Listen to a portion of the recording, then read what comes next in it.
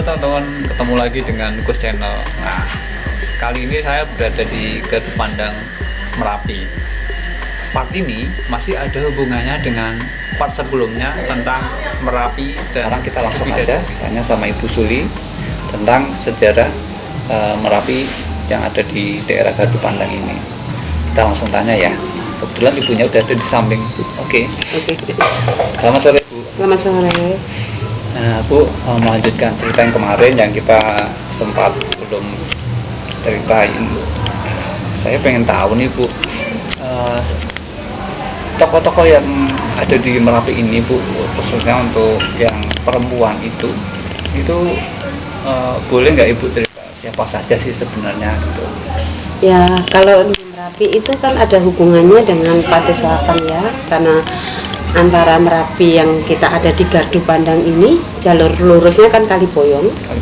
Itu sampai Keraton Jogja, sampai Keraton Kayangsari atau Keraton Pantai Selatan yang ada di Parangkusumo. Parangkusumo. Ya.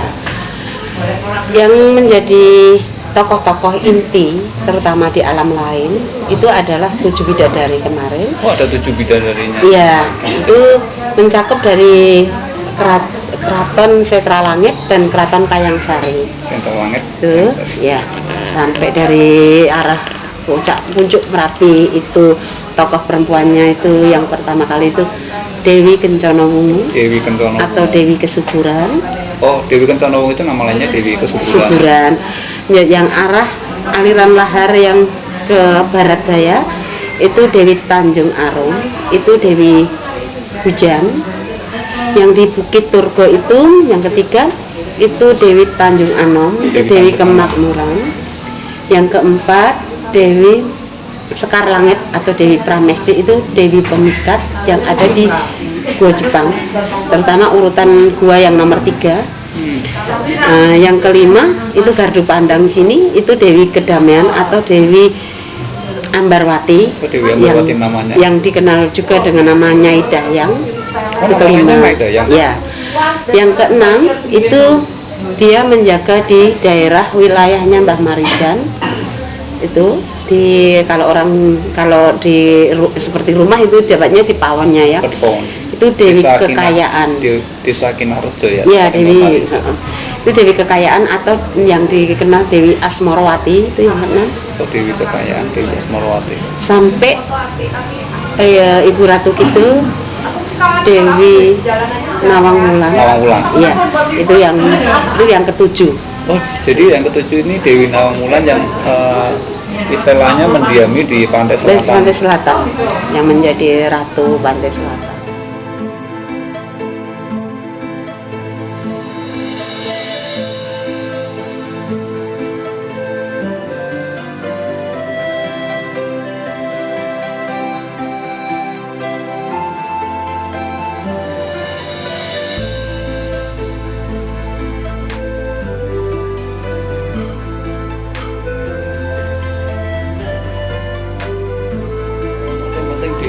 Dewi atau mungkin bidadari itu sebenarnya mereka itu apakah memang mereka dari awal sudah dari bentuk mereka bentuk dewi, atau mungkin mereka itu bagian dari penjelmaan dari manusia yang menjadi dewi, atau gimana sih Bu kalau menurut pandangan dari Ibu gitu? Kalau menurut pandangan saya dan yang selalu interaksi juga, kalau yang 7 bidadari itu semuanya dari jin atau peri. Oh, dari jin sama peri. Iya, itu dari jin atau peri.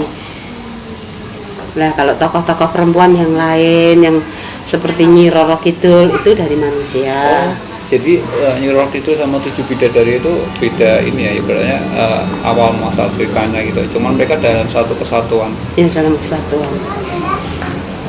Untuk yang Dewi yang ketiga tadi itu Dewi Pemikat ya Bu ya, yang ada yang di Gua Jepang. Iya, itu saya agak tertarik dengan kata Dewi Pemikat. Maksudnya Dewi Pemikat itu gimana Bu? Apakah dia tentang hubungannya dengan asmara, atau dia hubungannya dengan tentang keindahan alam yang ada di Merapi sini, atau gimana sih Bu? Nah, Dewi Pemikat itu sebenarnya kan itu seperti kalau kita masnya tadi bilang asmara. Memang itu untuk asmara. Oh, Ya, kalau orang awam atau orang kita gini ya itu ilmu semar mesem, nah gitu.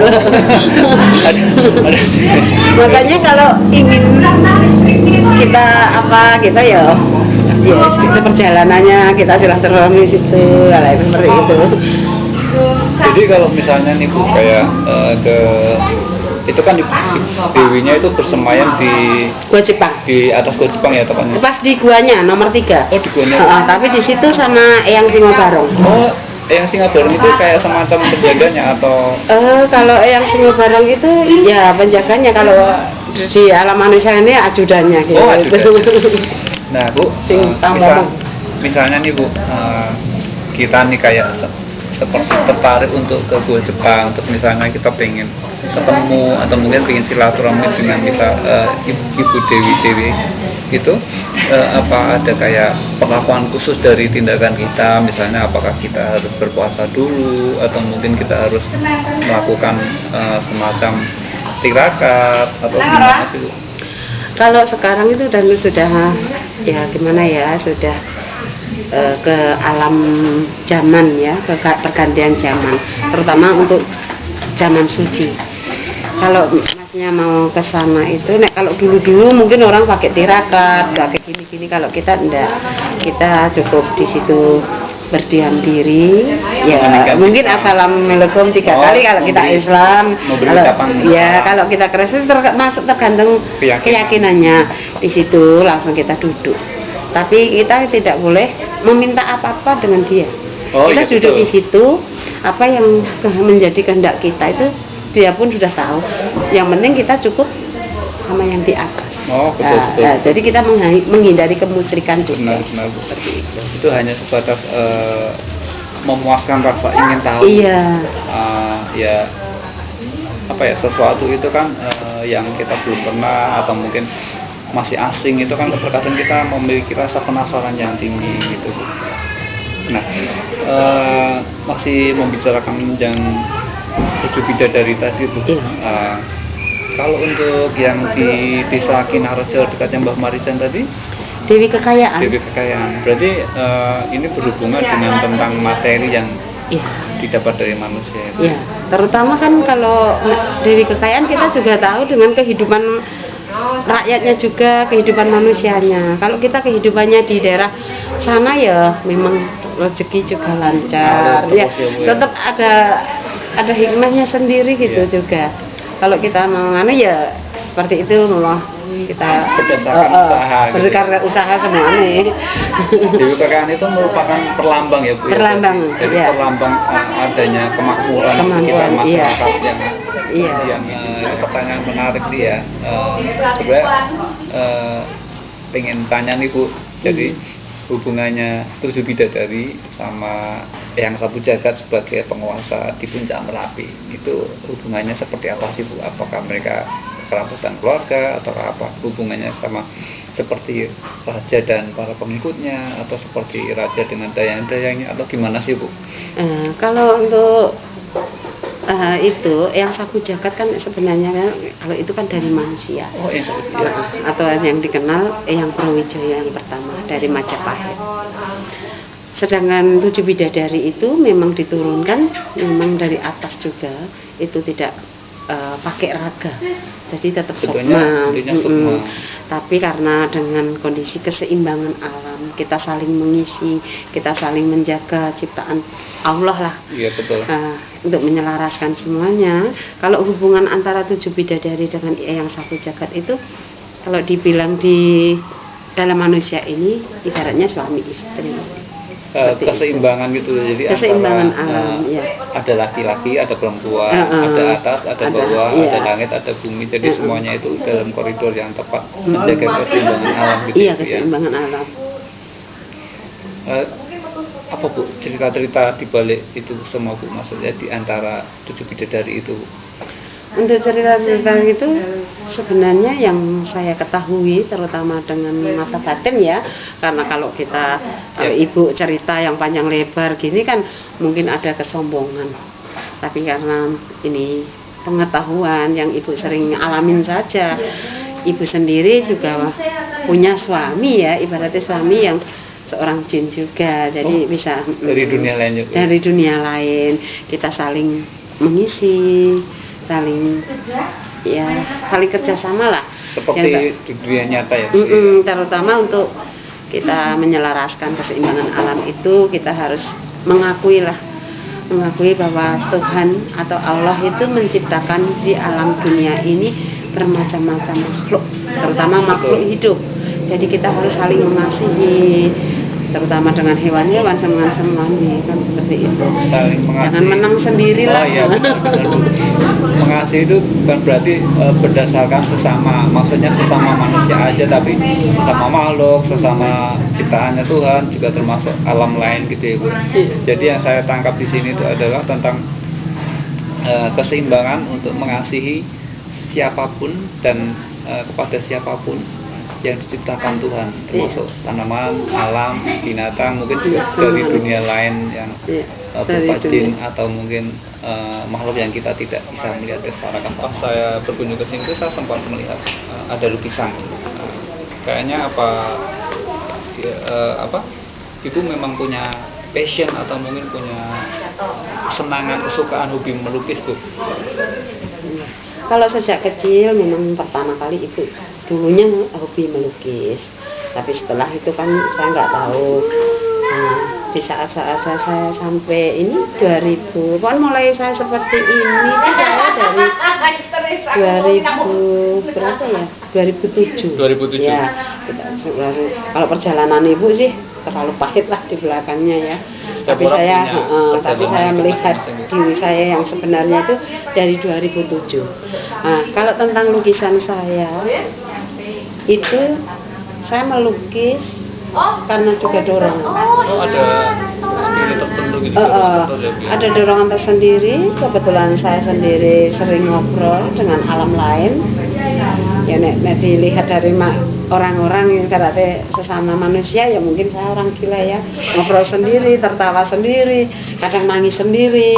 Tapi bagi ibu gini, biarlah orang berkata apa, karena saya sendiri mungkin ya karena kehidupan saya harus seperti itu, mau disuruh ya tidak mau Mas, tapi berhubung itu sudah kehendak Allah juga,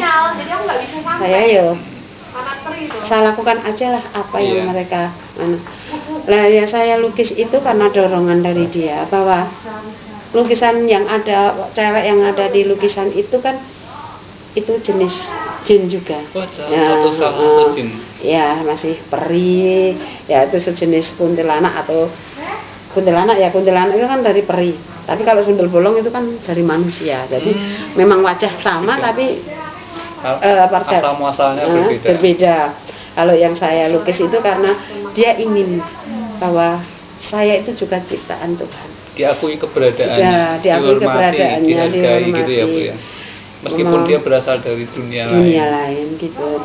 Kan enggak, tidak sembarangan lah, karena ibaratnya orang Jawa itu panpapan. Panpapan maksudnya gimana? Panpapan itu kan kita sebagai ibaratnya ibu mau ke tempat wilayah, mau ke gardu pandang tapi ibu tamu.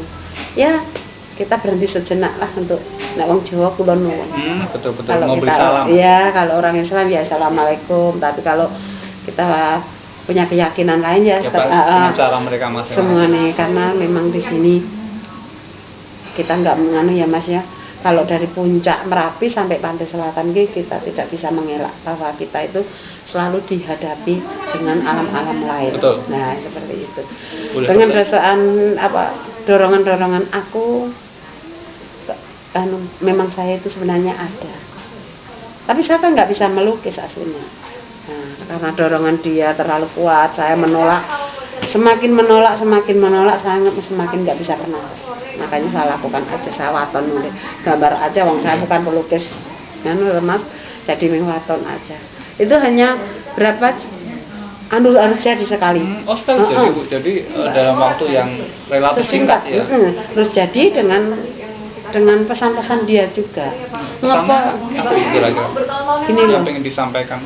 Apa toh kok kehidupan sekarang ini seperti ini? Apa yang kan karena saya sudah tidak mau mendalui yang kuasanya pesan-pesan dia.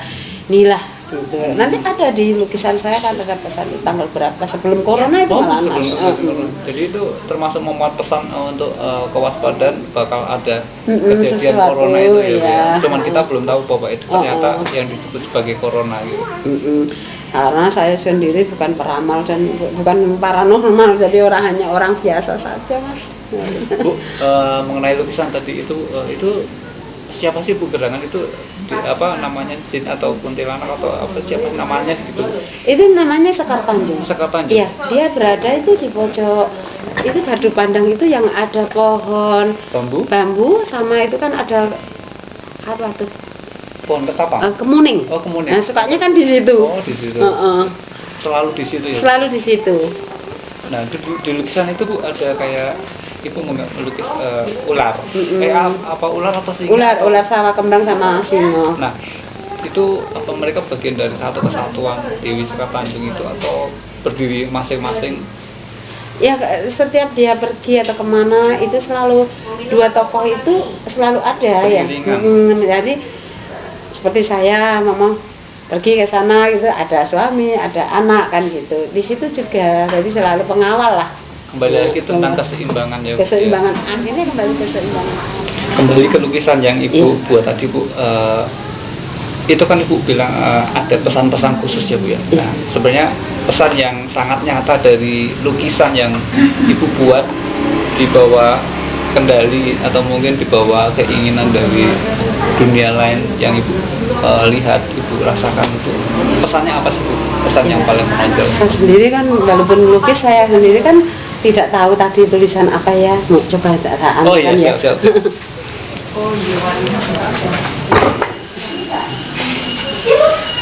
Nah teman-teman, jadi ini adalah lukisan Bu Suli yang kemarin saya lihat. Di sini saya melihat ada gambar perempuan, terus ada gambar ular, sama gambar semacam singa atau barong. Nah, saya ingin tahu ini maksudnya apa, atau mungkin pesan-pesan yang terkandung dari lukisan ini apa. Nah, kita langsung tanya sama Bu Suli.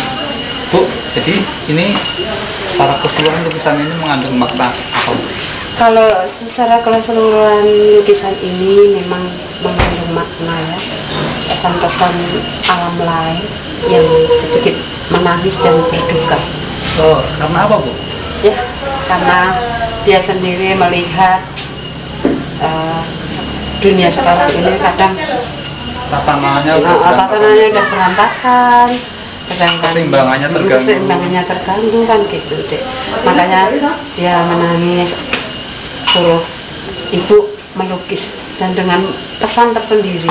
Ini tuh ada, saya sendiri juga kurang tahu ya cara tunggulah pembalasanku, kau sangat kejam padaku.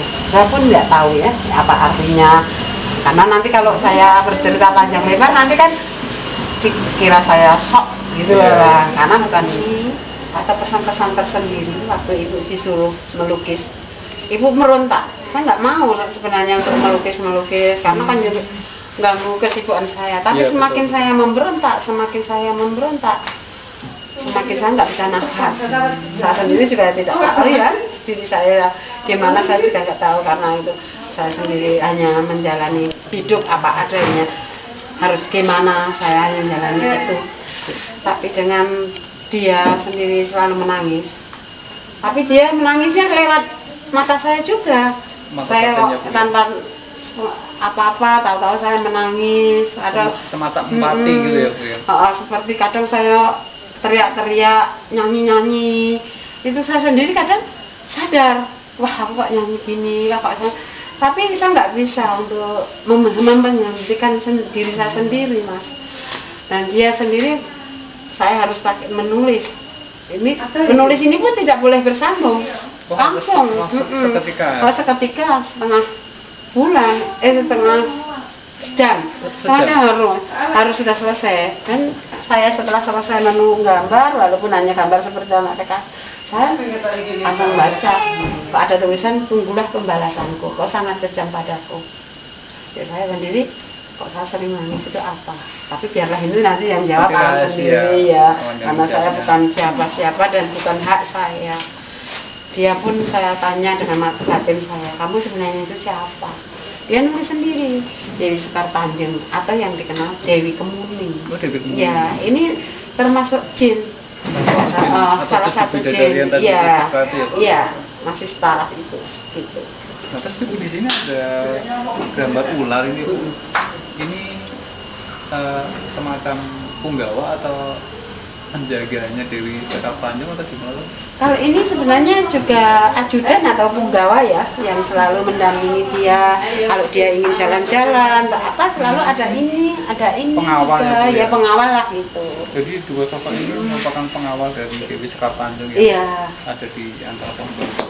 Iya, ini pun bisa kita ajak ngobrol kalau pas ini ngomong.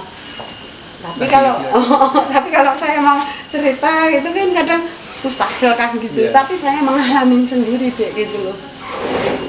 Mungkin ada beberapa orang yang mungkin tidak pernah paham karena mereka memang kurang mengerti atau Iya. belum pernah mengalami hal-hal yang seperti itu. Iya. Tapi tidak masalah, yang penting bagaimana caranya itu menghadapi sikap mereka aja. Iya.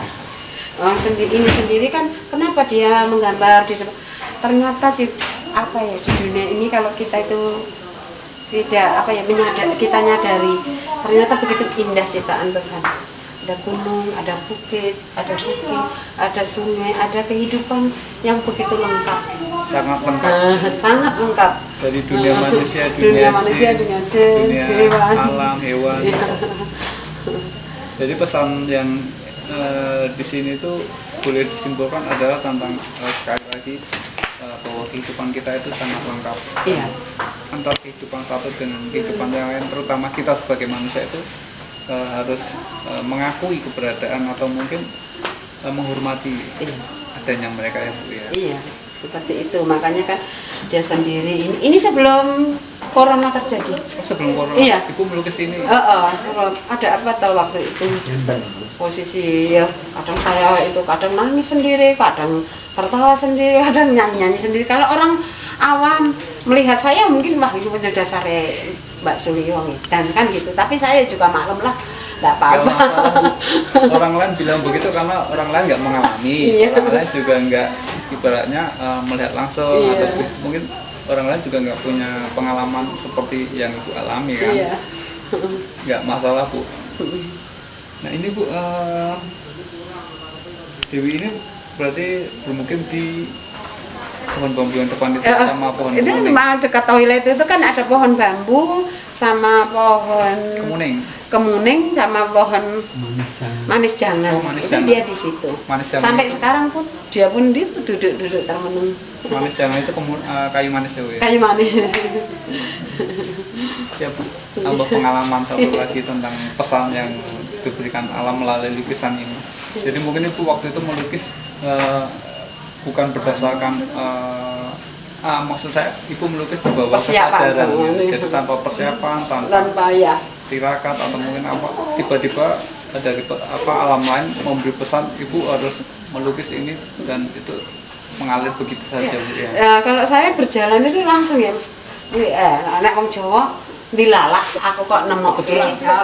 Tapi saya percaya kok, Bu, bahwa segala sesuatu yang terjadi itu ada alasannya, dan segala sesuatu yang terjadi itu bukan sebuah kebetulan, tapi merupakan rancangan besar dari Allah ya, Bu ya. Ya mungkin kita nggak tahu bahasanya, nggak tahu maksudnya, tapi rancangan itu bekerja dengan sendirinya, termasuk ketika Ibu bilang tanpa persiapan tiba-tiba Allah itu ngasih jalan, ngasih cara, ngasih media gitu ya.